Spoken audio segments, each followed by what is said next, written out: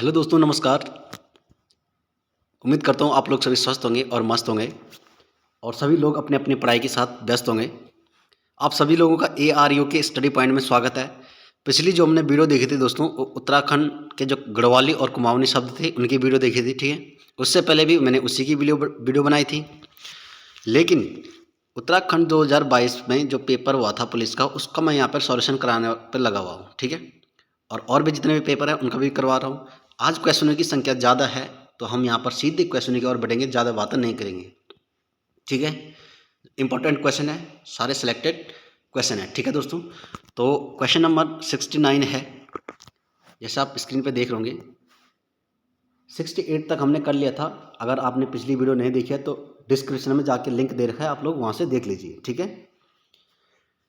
69 question है, उत्तराखंड विधानसभा के प्रथम मनोनीत सदस्य निम्न में से कौन है।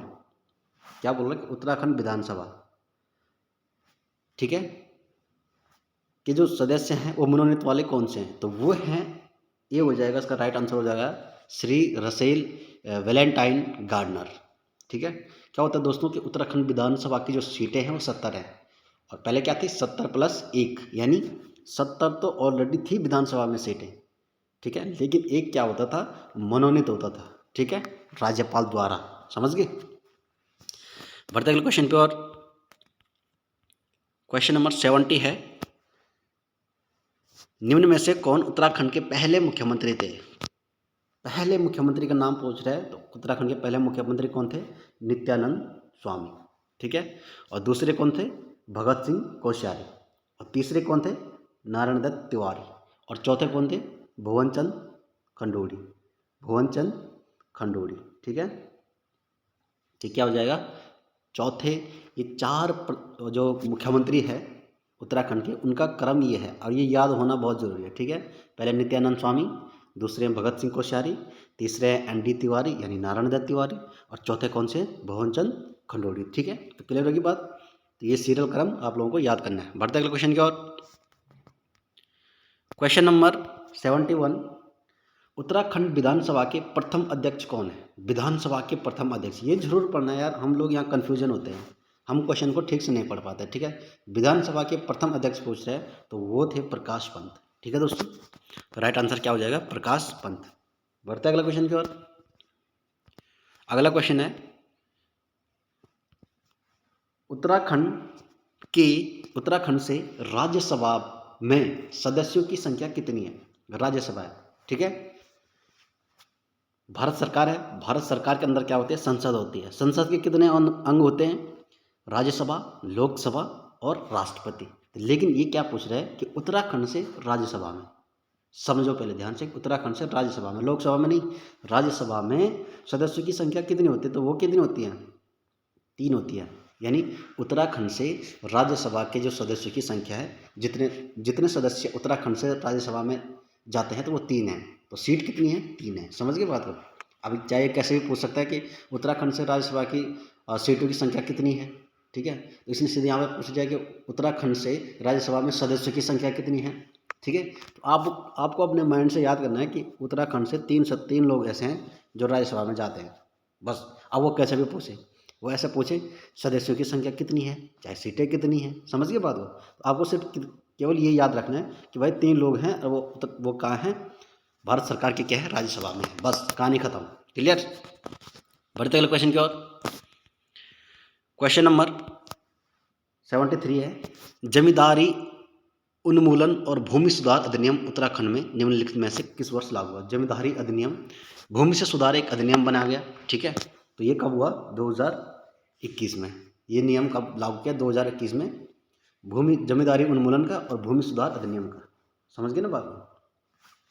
भूमि से संबंधित लेखा जोखा रखने के लिए हर चीज़ के अधिनियम बनते हैं, ऐसे ही भूमि सुधार अधिनियम बना तो उत्तराखंड में किस वर्ष लागू किया है, 2021 में लागू किया गया, ठीक है। बढ़ते अगले क्वेश्चन की ओर।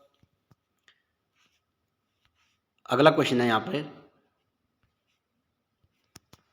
क्वेश्चन नंबर 74, उत्तराखंड में नंदा देवी शिखर की ऊंचाई कितनी है, ठीक है। ऑप्शन ये है, तो इसकी जो नंदा देवी शिखर की ऊंचाई क्या है दोस्तों, ये हो जाएगी हमारी 7,816 मीटर, लेकिन 7,817 मीटर भी दिया रहता है, ठीक है, 7,817 17 मीटर। ठीक है, तो ऑप्शन के हिसाब से देखना, अगर 7,817 मीटर नहीं रहेगा, 7,816 मीटर रहेगा, ठीक है, तो क्या हो जाएगा, वहाँ पर आपने ये वाला ऑप्शन सही करना है। अगर 7,817 मीटर नहीं दिया रहेगा, 7,817 मीटर अगर ये नहीं दिया रहेगा ऑप्शन में, अगर ये दिया रहेगा 7,816 मीटर, तो ये टिक करना है। अगर ये दिया रहेगा तो ये टिक करना है। ठीक है, तो नंदा देवी की जो शिखर है कहाँ है, कमेंट में बताना कहाँ है नंदा देवी शिखर। ठीक है, और इसकी जो ऊंचाई है वो ये है। क्लियर होगी बात। बढ़ते अगले क्वेश्चन की ओर। क्वेश्चन नंबर है यहाँ पर 75। क्षेत्रफल के हिसाब से उत्तराखंड का सबसे बड़ा जिला कौन सा है। क्षेत्रफल एरिया है ना, क्षेत्रफल के हिसाब से उत्तराखंड का सबसे बड़ा जिला कौन सा है, तो ये वो कौन सा हो जाएगा, चमोली हो जाएगा। ठीक है, क्षेत्रफल में चमोली है भाई। क्लियर। बढ़ते अगले क्वेश्चन की ओर। Question number 76। उत्तराखंड का निर्माण भारतीय राज्यों के किस क्रम में हुआ। उत्तराखंड का निर्माण भारतीय राज्यों के किस क्रम में हुआ। कितने राज्य हैं भारत में, ठीक है, उनमें से जो क्रम है उत्तराखंड का, तो वो 27वां है। समझ गए बात को, ये पूछ रहा है उत्तराखंड में निर्माण भारतीय राज्यों, उत्तराखंड का निर्माण भारतीय राज्यों के किस क्रम में हुआ है, तो 27वें क्रम में हुआ है। क्लियर होगी ना बात। बढ़ते अगले क्वेश्चन की ओर। Question number 77। उत्तराखंड के किस क्षेत्र में पहली व्यावसायिक अंतरिक्ष स्थिति जन्य जागरूकता वेधशाला स्थापित की जाएगी, तो ये की जाएगी गढ़वाल में। इसका राइट आंसर हो जाएगा गढ़वाल में। ठीक है, उत्तराखंड के किस क्षेत्र में पहली व्यावसायिक अंतरिक्ष स्थिति जन्य जागरूकता वेधशाला, ठीक है, ये हो जाएगा गढ़वाल में। क्लियर। बढ़ते अगले क्वेश्चन की ओर। अगला क्वेश्चन हमारा यहाँ पर, नीति आयोग द्वारा अगस्त 2022 में उत्तराखंड के किस जिले को भारत का सर्वश्रेष्ठ आकांक्षी जिला घोषित किया गया। ठीक है, अब क्या है यहाँ पर पूछा इसने आकांक्षी जिला घोषित किया गया, लेकिन ये भी पूछ सकता है कि नीति आयोग द्वारा अगस्त 2022 में उत्तराखंड के किस जिले को भारत का सर्वश्रेष्ठ महत्वाकांक्षी जिला घोषित किया गया। ठीक है, तो ये हमारा कौन सा हो जाएगा, हरिद्वार हो जाएगा। अब चाहे ये आकांक्षी बोले चाहे महत्वाकांक्षी बोले, यानी तो हमारा क्या हो जाएगा, हरिद्वार इसका राइट आंसर हो जाएगा। क्लियर होगी बात। बढ़ते अगले क्वेश्चन की ओर। अब है यहाँ पर क्वेश्चन नंबर 79। भारत के प्रथम रक्षा सेवा प्रमुख जनरल बिपिन रावत निम्न में से किस जिले से संबंधित है, तो ये किस जिले से, पौड़ी से, है ना। तमिलनाडु में क्या हुआ था, इनकी डेथ हो गई थी, और इनकी जो वाइफ थी वो भी उसी हेलीकॉप्टर में क्रैश कर गई थी। कब की बात है, 2021 की बात है ये। ठीक है, तो बिपिन रावत जो जनरल हैं, ठीक है, वो पौड़ी जिले से हैं। क्लियर होगी बात। बढ़ते अगले क्वेश्चन की ओर। क्वेश्चन नंबर 80 यहाँ पर, लोक संगीत में अपने योगदान के लिए निम्नलिखित में से किसे 9 अप्रैल 2022 को संगीत नाटक अकादमी पुरस्कार से सम्मानित किया गया, वो था नरेंद्र सिंह नेगी जी। संगीत नाटक अकादमी पुरस्कार नरेंद्र सिंह नेगी, ठीक है, और इनको कब दिया गया, 9 अप्रैल 2022 को। ठीक है, मीना राणा, बीके सामंत, रेखा धस्माना उनियाल। ठीक है, तो राइट आंसर हो जाएगा हमारा ऑप्शन नंबर ए हो जाएगा नरेंद्र सिंह नेगी। क्या दिया गया इनको, संगीत नाटक अकादमी पुरस्कार। क्लियर। बढ़ते अगले क्वेश्चन की ओर। अगला क्वेश्चन है 81। भारत के खाद्य सुरक्षा सूचकांक 2021-22 में उत्तराखंड किस स्थान पर है, तो उत्तराखंड जो है 7वां स्थान पर है। भारत का जो खाद्य सुरक्षा सूचकांक है 2021-22 में उत्तराखंड के किस स्थान पर है, तो उत्तराखंड किस स्थान पर है ऐसे बोल रहे हैं। ठीक है, तो ये हो जाएगा 7वें स्थान पर है उत्तराखंड। भारत सरकार जो खाद्य सुरक्षा सूचकांक की रिपोर्ट है, ठीक है, उसके अनुसार जो है उत्तराखंड 7वें स्थान पर है, ये बोल रहे हैं। ठीक है, अगले क्वेश्चन की ओर बढ़ते हैं। क्वेश्चन नंबर 82 है, उत्तराखंड में आईटी पार्क कहाँ स्थित है, इंफॉर्मेशन टेक्नोलॉजी पार्क, ये कहाँ है, देहरादून में। इसकी स्थापना कब हुई दोस्तों, ये बताना जरा। ठीक है, बढ़ते अगले क्वेश्चन की ओर। क्वेश्चन नंबर 83 हमारा, उत्तराखंड के किस जिले में हस्तकरघा उद्योग के अंतर्गत पंजीकृत परिवारों की 31 मार्च 2021 तक सर्वाधिक संख्या है? हथकरघा उद्योग होता है ना दोस्तों, ठीक है, हाथ से बने जितने भी सामग्री होती है उसके बारे में यहाँ पर बात कर रहे हैं। तो उद्योग के अंतर्गत पंजीकृत परिवारों की 31 मार्च 2021 तक सर्वाधिक संख्या है, ठीक है। ये 2022 में पेपर हुआ था, उससे पहले का क्वेश्चन पूछा था इसने, तो ये हो जाएगा Udham Singh Nagar right answer. Clear. बढ़ते अगले क्वेश्चन की ओर। क्वेश्चन नंबर 84 है, भारत की जनगणना 2011 के अनुसार उत्तराखंड के किस जिले में लिंगानुपात सबसे कम है? तो सबसे कम कहाँ हो जाएगा? हरिद्वार का, ठीक है, और सबसे ज़्यादा हो जाएगा अल्मोड़ा का। ये दो याद रखना भाई, यही पूछेगा। भारत की जनगणना 2011 के अनुसार उत्तराखंड के किस जिले में लिंग का अनुपात सबसे कम कहाँ हो जाएगा? हरिद्वार में, और सबसे ज़्यादा कहाँ हो जाएगा? अल्मोड़ा में। या तो सबसे ज़्यादा पूछेगा या सबसे कम पूछेगा। इंपॉर्टेंट क्वेश्चन आने के चांसेस हैं पूरे, ठीक है। इस बार पहले बार क्या पूछा था इसने कि सबसे कम, और क्या पता इस बार ऐसा पूछ दे कि सबसे ज़्यादा कहें, तो ये सबसे ज़्यादा अल्मोड़ा में है। अगले क्वेश्चन की ओर। उत्तराखंड अक्षय ऊर्जा विकास एजेंसी उरेडा का प्रधान कार्यालय कहाँ स्थित है? तो ये है देहरादून में। उरेडा का सीधा, अगर ये कभी कभार क्या होता है दोस्तों, सीधा पूछ लेता है कि उत्तराखंड में उरेडा का कार्यालय कहाँ स्थित है, तो ये देहरादून में, ठीक है। और उरेडा को अगर इसने हटा दिया, उत्तराखंड अक्षय ऊर्जा विकास एजेंसी का प्रधान कार्यालय कहाँ है, तो ये देहरादून में है। तो ये याद रखना है। अगर ये पीछे से कोष्टक में उरेडा भी देते तो ठीक है, लेकिन हमें ये इसका पूरा नाम याद होना चाहिए। अगर आपने केवल इतना पढ़ा है कि उरेडा का कार्यालय कहाँ स्थित है, ठीक है, फॉर एग्जांपल है उरेडा का कार्यालय कहाँ स्थित है, आपको पता है, आपने कंठस्थ याद कर रखा है एकदम कि देहरादून में है, लेकिन इसी ने उसको पूछ दिया कि उत्तराखंड में अक्षय ऊर्जा विकास एजेंसी, ठीक है। आपने तो उरेडा पढ़ा था, ठीक है, लेकिन इसने पूछ दिया कि उत्तराखंड में अक्षय ऊर्जा विकास एजेंसी, तब वहाँ पर कन्फ्यूजन हो जाएगा। क्योंकि आदमी क्या होता है, जो विद्यार्थी होता है वो पूरा नहीं याद कर पाता है, समझ रहे ना बात को, इसलिए पूरा नाम याद करना है। टाइम लग जाए थोड़ा कोई बात नहीं, लेकिन पूरा नाम याद करना है, समझ गए। तो उरेडा अगर वो पूछ लेगा तो तुम मान लोगे देहरादून में है, लेकिन अक्षय ऊर्जा विकास एजेंसी पूछ लिया तब कन्फ्यूजन वाली बात है, समझ गए बात को। तो पूरा समझना है और पूरा पढ़ना है। बढ़ते अगले क्वेश्चन की ओर। अगला क्वेश्चन है 86, वर्ष 2019-20 में किस क्षेत्र में उत्तराखंड राज्य के सकल घरेलू उत्पाद में सबसे अधिक योगदान दिया है? ठीक है, 2019-20 की बात कर रहा है। उत्तराखंड राज्य में सकल घरेलू उत्पाद में सबसे अधिक योगदान किसने दिया है, तो ये पूछ रहा है। अब ऑप्शन देख लीजिए, ऑप्शन क्या क्या है। ऑप्शन है प्राथमिक क्षेत्र, द्वितीयक क्षेत्र, तृतीयक क्षेत्र और निर्माण क्षेत्र। तो इसका राइट आंसर हो जाएगा द्वितीयक क्षेत्र, ठीक है। द्वितीयक क्षेत्र यानी उद्योग क्षेत्र, विनिर्माण जहाँ होता है, उद्योग जहाँ होता है। प्राथमिक क्षेत्र कौन सा होता है? कृषि वाला। द्वितीयक कौन सा होता है? उद्योग वाला। और तृतीयक कौन सा होता है? सेवा वाला। 3 प्रकार के क्षेत्र होते हैं, ठीक है, जो जीडीपी में योगदान देते हैं। समझ गए बात को। तो उत्तराखंड में जो बोल रहे हैं, तो द्वितीयक क्षेत्र का महत्वपूर्ण योगदान रहता है उद्योग क्षेत्र का, ठीक है। अगले क्वेश्चन की ओर। क्वेश्चन नंबर 87 है, निम्न में से किसे उत्तराखंड का गांधी के नाम से जाना जाता है? तो उत्तराखंड का गांधी इंद्रमणि बनौनी। समझिए बात, इंद्रमणि बनौनी को उत्तराखंड का गांधी के नाम से जाना जाता है। क्लियर। बढ़ते अगले क्वेश्चन की ओर। क्वेश्चन नंबर 88, वर्ष 1921 में किस स्थान पर गढ़वाल कांग्रेस कमेटी के कार्यकर्ताओं की बैठक की अध्यक्षता पुरुषोत्तम दास टंडन ने की? ऐसा समझना है। 21 की बात कर रहा है, गढ़वाल में बात कर रहा है, ठीक है। कांग्रेस कमेटी के कार्यकर्ताओं की बैठक की अध्यक्षता पुरुषोत्तम दास टंडन ने की, लेकिन कहाँ की? तो ये की कहाँ? दुगड्डा में।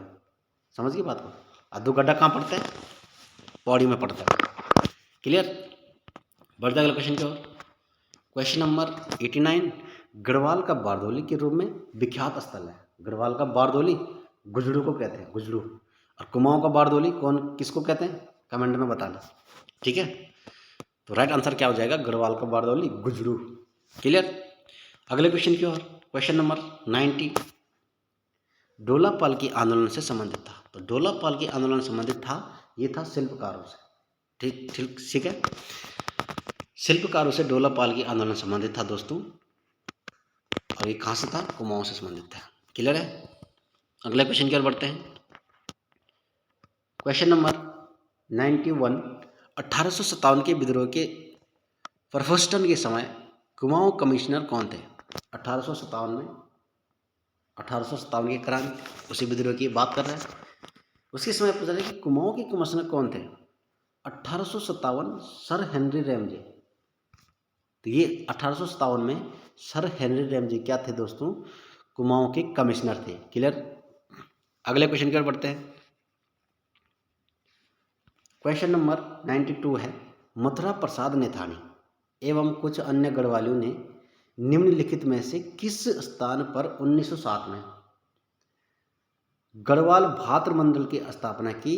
तो ये कहाँ की? लखनऊ में। क्लियर? मथुरा प्रसाद नेथानी और कुछ अन्य गढ़वाले थे, उसके उनके साथ कुछ और लोग भी थे। उनने भातृमंडल की गढ़वाल मंडल, ये भातृमंडल होगा दोस्तों यहाँ पर, ठीक है, मातृमंडल नहीं, ये भातृमंडल। तो कब की स्थापना, कब की? 2007 में। और कहाँ पे की? लखनऊ में की। क्लियर हो गया? अगले क्वेश्चन की ओर बढ़ते हैं। क्वेश्चन नंबर 93, अल्मोड़ा में सबसे पहले प्रेस खोलने और समाचार पत्र प्रकाशित करने का श्रेय किसको जाता है? तो ये जाता है, राइट आंसर, बुद्धि भल्ला पंथु। कौन सा अखबार, कौन सा पत्र खोला था? अल्मोड़ा अखबार 1871। समझ गए? 1871 अल्मोड़ा अखबार। अगले क्वेश्चन की ओर बढ़ते हैं। 94 है, कौन कुर्मांचल केसरी के नाम से प्रसिद्ध है? तो कुमाऊं केसरी के नाम से कौन से हैं? बद्रीदत्त पांडे। कुर्मांचल केसरी, कुमाऊं केसरी में कन्फ्यूजन नहीं होता है, एक ही बात है, सिंपल सा अर्थ है। ठीक है, कुर्मांचल केसरी और कुमाऊं केसरी के नाम से जाना जाता है बद्रीदत्त पांडे को। बढ़ते अगले क्वेश्चन की ओर। Question number 95, Garhwal Congress committee के नियंत्रण पर पंडित जवाहरलाल नेहरू किस वर्ष दुगड्डा आए थे? तो वो आए थे 1936 में। कांग्रेस कमेटी का क्या था? निमंत्रण था पंडित जवाहरलाल नेहरू के लिए, और वो किस वर्ष बुलाए उन्होंने? दुगड्डा 1936 में बुलाए गए। कांग्रेस वालों ने बोला कि यार भाई साहब थोड़ा दुगड्डा जाओ, बहुत सारी समस्याएं चल रही हैं, है ना। तो कौन थे वो? जवाहरलाल नेहरू, प्रधानमंत्री। समझिए बात को, घूमते रहते हैं, मीटिंग्स होती रहती है उनकी सारी जगह, आप लोगों को पता है। जैसे वर्तमान में क्या मोदी साहब हर स्टेट में घूम रहे हैं, विदेश में घूम रहे हैं, वैसे ही वो दुगड्डा आए हैं। ठीक है, कब आए यही पूछ रहा है कि 1936 में आए भाई। क्लियर? अगले क्वेश्चन की ओर बढ़ते हैं। क्वेश्चन नंबर 96 है, सविनय अवज्ञा आंदोलन के दौरान अल्मोड़ा नगर पालिका भवन पर तिरंगा झंडा फहराने वाले निम्नलिखित में से कौन नहीं थी? यही कन्फ्यूजन होता है, कौन थी और कौन नहीं थी। हम पूरा तो पढ़ लेते हैं, हमने जैसे आगे पढ़ा, सविनय अवज्ञा आंदोलन के दौरान अल्मोड़ा नगर पालिका पर तिरंगा फहराना किसने फहराया? तो तुरंत मार देगा, मंगला देवी, अरुणा देवी, फलानी देवी, है ना। लेकिन इसने क्या पूछा है कि सविनय अवज्ञा आंदोलन के दौरान अल्मोड़ा नगर पालिका भवन पर तिरंगा झंडा फहराने वाले में से निम्नलिखित में से कौन नहीं थी? ये नहीं थी होमवती देवी। हमने कभी पढ़ी नहीं भाई आज तक उत्तराखंड में। मंगला देवी भी पढ़ा है, रेवती देवी भी पढ़ा है, जीवंती देवी भी पढ़ा है, लेकिन होमवती देवी कौन है? जो होम में घर में रहती है, तो ऐसी देवी हमने पढ़ी नहीं। ठीक है, तो इसका राइट आंसर क्या हो जाएगा दोस्तों? होमवती देवी नहीं थी। क्लियर हो गया बात? बढ़ते अगले क्वेश्चन की ओर। अगला क्वेश्चन है 97 है, गंगा का निर्माण किन नदियों के संगम का परिणाम है? अब ये कह रहे हैं कि कितना घुमा के पूछे है, गंगा का निर्माण किन नदियों के संगम का परिणाम है। ऐसा भी तो लिख सकता था, गंगा कहाँ, गंगा का निर्माण कौन सी नदी करती है? तो ये हो जाएगा, राइट आंसर हो जाएगा, ये हो जाएगा भागीरथी एवं अलकनंदा देवप्रयाग। अब देखो कंफ्यूज करने के लिए कितना खतरनाक बना रखा है इस क्वेश्चन को, है ना, ताकि बच्चा कंफ्यूज हो जाए। भागीरथी अलकनंदा, जैसे आप अगर बच्चे ने देख लिया तुरंत जल्दबाजी में भागीरथी अलकनंदा तुरंत टिक मार देगा, लेकिन आगे नहीं देखेगा कर्णप्रयाग में बात कर रहा है। भागीरथी अलकनंदा तुरंत टिक कर देगा, लेकिन गंगोत्री दे रखा भाई, और भागीरथी अलकनंदा रुद्रप्रयाग, तो ये गलत हो जाएंगे। सारे हैं, भागीरथी अलकनंदा का संगम है, देवप्रयाग में है, आप लोग सभी जानते हैं। इनमें दोस्तों एक नदी को सास, एक नदी को बहू के नाम से जाना जाता है। यदि आप लोग सच्चे दिल से पढ़ाई करते हो तो बताना इन दोनों नदियों में से सास कौन सी है और बहू कौन सी है। ठीक है, बढ़ते अगले क्वेश्चन की ओर। क्वेश्चन नंबर 98 है, श्री बद्रीनाथ निम्नलिखित में से किस नदी के किनारे स्थित है। बद्रीनाथ, तो बद्रीनाथ का है, चमोली में है, अलकनंदा नदी के किनारे है। ठीक है, तो राइट आंसर सी। बढ़ते अगले क्वेश्चन की ओर। क्वेश्चन नंबर 99, बागेश्वर इसके तट पर स्थित है। यानी बागेश्वर कौन सी नदी के तट पर है, तो यह है सरयू गोमती नदी के तट पर क्या है, बागेश्वर बसा हुआ। ठीक है, बढ़ते अगले क्वेश्चन की ओर। क्वेश्चन नंबर 100 है, निम्नलिखित में से किसने गढ़वाल की दिवंगत विभूतियों पुस्तक की रचना की। दिवंगत विभूतियों पुस्तक नाम की वो है। ठीक है, तो इसकी रचना पूछे तो इसकी रचना की भक्त दर्शन ने। ठीक है, गढ़वाल की इंपॉर्टेंट है भाई ये क्वेश्चन, ये पूछा जा सकता है, इंपॉर्टेंट क्वेश्चन है ये। गढ़वाल की दिवंगत विभूतियों पुस्तक का नाम है। ठीक है, और इसकी रचना किसने की, तो किसने की, भक्त दर्शन ने की। ठीक है, तो ये थे दोस्तों उत्तराखंड पुलिस के जो क्वेश्चन थे वो मैंने आप लोगों को यहाँ पर करवा दिए हैं सारे। ठीक है, और आगे जो पुराने जो पेपर हुए हैं उनको भी मैं यहाँ पर सॉल्यूशन करवाऊंगा और आप लोगों को बता दूंगा कि मैं कौन सा पेपर सॉल्यूशन करवा रहा हूँ। ठीक है, और आप लोगों को पता है दोस्तों कि बीच बीच में मैं उत्तराखंड कुमाऊनी गढ़वाली शब्दों की वीडियो डालता रहता हूँ। ठीक है, और अभी मैंने रिसेंटली 2-3 वीडियो डाली हैं, उनकी सारी लिंक मैंने डिस्क्रिप्शन में दे रखी है, आप लोग वहाँ से जरूर देख लीजिए। और चैनल पर पहली बार है दोस्तों, चैनल को सब्सक्राइब जरूर कीजिएगा, बेल आइकन जरूर तो करना ही है भाई, बेल आइकन तो दबाना ही पड़ेगा, वरना आप लोगों के पास वीडियो तुरंत नहीं पहुँचेगी। ठीक है, तो बेल आइकन को प्रेस जरूर कीजिए ताकि सबसे पहले आपके पास नोटिफिकेशन पहुँचे और आप वीडियो को देख सकें। ठीक है, एक शेयर कर देना यार उन लोगों के लिए जो लोग कोचिंग नहीं ले सकते हैं, है ना, दूर दराज के लोग हैं, गाँव क्षेत्र के लोग हैं और कोचिंग में नहीं जा पाते हैं, लेकिन क्या उनके पास, आपको पता है कि सबके पास स्मार्टफोन है, स्मार्टफोन से अपनी पढ़ाई कर सकते हैं। ठीक है दोस्तों, तो बढ़ते हैं और मिलते हैं एक नेक्स्ट वीडियो में। तब तक के लिए धन्यवाद। जय हिंद, जय भारत, जय उत्तराखंड।